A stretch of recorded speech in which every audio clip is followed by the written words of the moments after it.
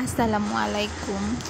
সকালে ঘুম থেকে উঠে খাওয়া দাওয়া করে তারপর একটু বসেছি, তারপরে সবজি টবজি কেটে রান্না শুরু করব। এমন সময় হচ্ছে আপনাদের ভাইয়া বলছে যে তার বন্ধু ফোন দিয়েছে, তাদের আজকে একটা প্রোগ্রাম হবে রাপা প্লাজা, তো ওখানে যাবে তারা। তো হচ্ছে তাড়াতাড়ি করে রেডি হয়ে আমাকে বলেছে তুমিও চলো, তুমি মামার বাসায় থাকবে আর আমি হচ্ছে ওখানে অ্যাটেন্ড করে তারপর আসবো। ওর আবার মামার বাসায় একটা কাজ আছে, এই জন্য তো হচ্ছে আমরা রওনা করে দিয়েছি।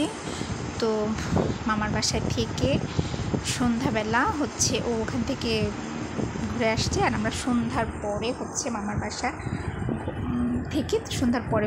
বাসা থেকে আমাদের বাসার উদ্দেশ্যে রওনা দিয়েছি।